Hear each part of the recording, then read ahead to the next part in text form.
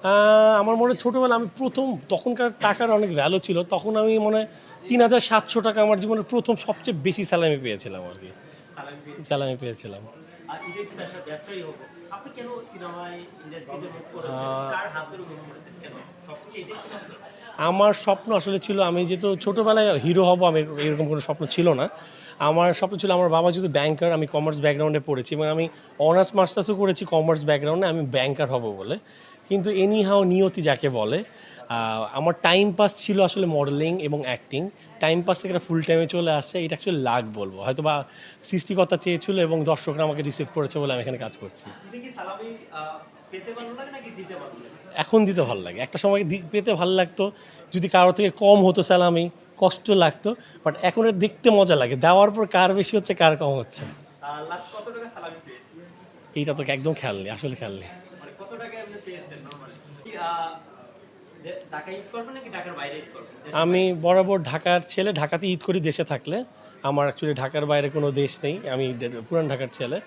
আর দেশের বাইরে এবার কোনো প্ল্যানই নেই। কারণ দেশের এত অ অ অস্থিতিশীল অবস্থা আর আমাদের এত বড় একটা জার্নি যাচ্ছে। আমরা লাস্ট ১.৫ মাস ধরে এই মেলার পিছনে মানে অক্লান্ত পরিশ্রম করার পর মেলাটা হচ্ছে এবং মেলাটা মনে হয় চাঁদ রাতের আগের দিন পর্যন্ত আমরা এটা চালাবো। তো তারপর আসলে দেশের বাইরে বা ঢাকার বাইরে যাওয়ার এনার্জি থাকবে না। ঢাকাতেই ফ্রেন্ডস অ্যান্ড ফ্যামিলির সাথে ঈদ করব। এই যে দর্শকদের এত ভালোবাসা পাচ্ছে, প্রতিটা ইন্টারভিউ যারা ইন্টারভিউ দিয়েছেন, লাভ হয়ে পড়ছে, ইন্টারভিউ দেখছে, সেটা দর্শকদের ভালোবাসা অলওয়েজ পাচ্ছে। এইটা ১ম এ আমি থ্যাংকস উপরআল্লাহ বা সৃষ্টিকর্তাকে বলব। কারণ এটা আসলে উনার ইচ্ছা ছাড়া কোনো গাছের পাতাও নড়ে না। সো আ আমি আমার মতো করে চেষ্টা করি ভালো কাজ করার এবং এই ভালো কাজটা যে দর্শক আমাকে রিসিভ করে এবং তারা ভালোবেসে গ্রহণ করে, এটা বলব তাদের জন্য আমার কৃতিত্ব। এখানে আমার কোনো গুণ নেই। আমি আমার কাজটা করছি আর তারা আমাকে ভালোবাসছে। এইটা আমি তাদের কাছে এবং সৃষ্টিকর্তার কাছে সবসময় আমি গ্রেটফুল এবং কৃতজ্ঞ থাকব। আর এবং আমি চাই সারা জীবন যতদিন বেঁচে আছি মৃত্যুর শেষ দিন পর্যন্ত কাজ করব এবং আমাকে যেন সবাই অনেক ভালোবাসে, বেশি ভালোবাসে এবং সবাই আমাকে চেনে। মাহির সাথেও কাজ করেছেন। আ মাহির সাথে কাজ করতে যেয়ে এমন কিছু স্মৃতি আছে আপনার? আসলে আমার ১ম শুরুটাই তো মাহির সাথে। আ স্মৃতির আসলে শেষ নেই। আমি ওর সাথে ৩ টা মুভি করেছি লম্বা জার্নি এবং আমরা যে মুভিগুলো করেছি সবগুলো খুব বড় বাজেটের এবং অনেক লম্বা সময়। সো আমার ওর সাথে এত স্মৃতি এবং আমরা অ্যাকচুয়ালি ফ্রেন্ড, বন্ধু, ফ্যামিলি মেম্বারের মতো। সো আমরা না প্রত্যেকটা সেকেন্ডে এত মজা করেছি আমাদের আসলে মানে স্মৃতির শেষ নেই। এখন স্পেসিফিকলি কিছু বলতে পারবো না। বাট একটা কথা বলব আমরা ঢাকার বাইরে যখনই শুট করতাম, আমার খেয়াল আছে আমাদের শুটিং এর মাঝখানে আমরা ডিরেক্টরের কাছে বকা খেতাম। যে ওইখানে যে ওই গ্রামের দেশে কাঠের বক্সে আইসক্রিম বিক্রি করে। লাল, সবুজ এগুলা খেলে তো কালার হয়ে যায়। বাট আমরা ফান করে প্রতিদিন খেয়ে মুখ-টুখ কমলা, সবুজ, লাল বানায় ফেলতাম এবং ডিরেক্টররা বলত যে, "অ্যাক্টিং করার সময় তুই বুঝো তোমার যে দাঁত-টাত লাল হয়ে থাকে।" বাট আমরা আমাদের মতো খেয়ে যেতাম। আম্মু শফির মতো সিনিয়র একজন আর্টিস্টের সাথে কাজ করেছেন। আপনার সাথে একটা সিনিয়র একটা আর্টিস্টের সাথে কাজ করতে যেয়ে একদম নার্ভাস মনে হয়েছে উনি এত পিক একজন সিনিয়র।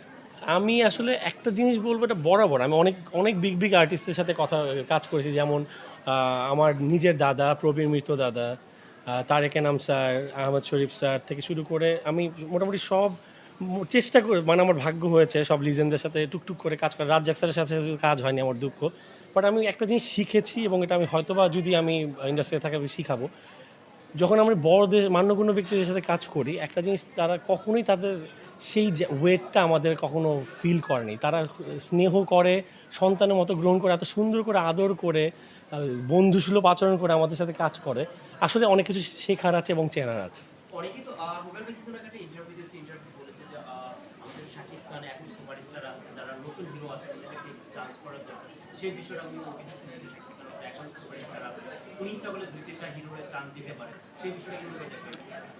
এইটা আমি আসলে বলব নো কমেন্ট। ঠিক আছে? সাকিব ভাই সাকিব ভাইয়ের জায়গায় কাজটা করছে সাকিব ভাইয়ের মতো এবং উনি তো করছে মানুষ এখনো দর্শক চাইছে বলে উনি করছে। এখান থেকে আমার কমপ্লেন নেই। বাট হ্যাঁ, উনি আমাদের সিনিয়র বড় ভাই এবং একটা সুপারস্টার ইন্ডাস্ট্রির একজন।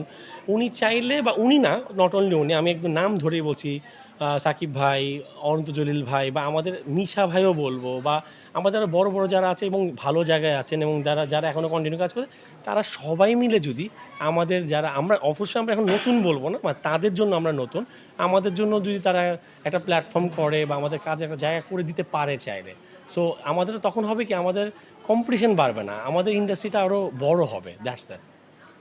আপনার যারা ভক্ত আছে, যারা ঈদের জন্য কি করবে?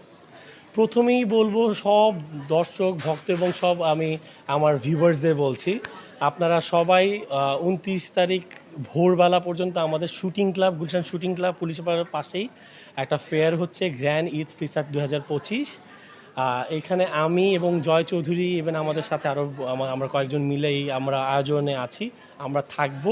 আপনারা প্লিজ সবাই ভিজিট করুন, আমাদের মেলায় কেনাকাটা করুন, ঘুরে যান। অবশ্যই আমি বলবো আপনার বোর হবেন না। আমি এটা হলো আগাম আপনাদের দাওয়াত দিচ্ছি। আর ঈদের জন্য অনেক অনেক শুভকামনা। ঈদ মোবারক। যারা আপনার ভক্ত আছে, যারা ভক্তরা আসতেছে, কত পার্সেন্ট ডিসকাউন্ট থাকবে ঈদ উপলক্ষে? আসলে আমার একটা শপ আছে শুধু ফুড, এরা যদি আসে আমি আমার মতো বেস্টটা দেওয়ার চেষ্টা করবো। এছাড়া আমার হাতে কোনো অপশন নেই, বিকজ কোনো সবগুলো একটা ইন্ডিভিজুয়াল ব্র্যান্ড, তার এখানে বিজনেস করতে এসছে, তারা কি ডিসকাউন্ট দিবে এটা তারাই জানে। অ্যাকচুয়ালি আমার হাতে এটা নেই, আমি শুধু এন্টারটেইন করাতে পারবো সবাইকে। হ্যাঁ। Thank you.